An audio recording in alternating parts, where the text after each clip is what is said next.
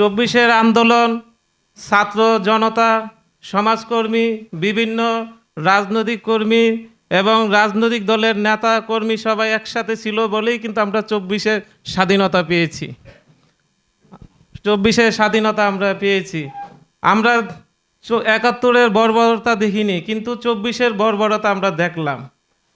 আমরা মুরব্বীদের কাছে শুনেছি পাক বাহিনীর সামনে দু হাত তুলে দাঁড়ালে তারা ছেড়ে দিত, কিন্তু আমরা চব্বিশের বর্বরতা দেখলাম। আবু সাইদ দু হাত তুলে দাঁড়িয়েছিল, কিন্তু আমাদের বাহিনী তাকে গুলি করলো। আমরা দেখলাম যে প্রশাসনের লোকগুলি যেন হৃদয় ছাড়া মনুষ্যত্ববিহীন হয়ে গিয়েছিল।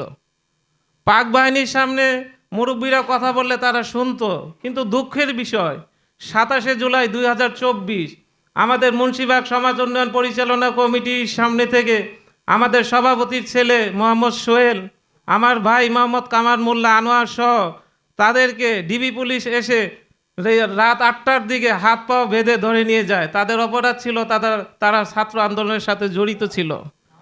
আমরা দেখলাম যে মানুষগুলি তারা যেন কাঠের পুতুল হয়ে গেছে। আমাদের সমাজের সমস্ত মুরব্বী তারা তাদেরকে দুহাত ধরে জোর করছে। যে সোহেলের আব্বা একজন ক্যান্সারের রোগী, তাকে কেমোথেরাপি দিতে হয়, তাকে কেমোথেরাপি দিতে নিয়ে যায় সোহেল। হাত জোর করার পরও তারা যেন একটা এজেন্ট সরকারের, তারা কোনো কথাই শুনছে না। তারা হলো তাদের এজেন্ট বাস্তবায়ন করতে হবে। সেদিন রাতে তাদেরকে ডিবি কার্যালয়ে নিয়ে তাদের উপরে অমানবিক নির্যাতন করা হয়। পরবর্তীতে ৫ই আগস্ট যখন দেশ স্বাধীন হয়, ৬ই আগস্ট তারা রাষ্ট্রীয় ক্ষমতা, সাধারণ ক্ষমতা পাওয়ার পর তারা বের হয়।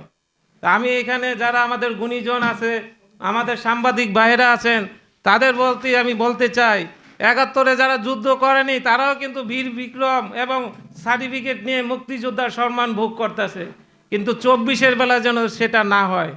আপনারা সেই দিকে খেয়াল রাখবেন। আসসালামু আলাইকুম।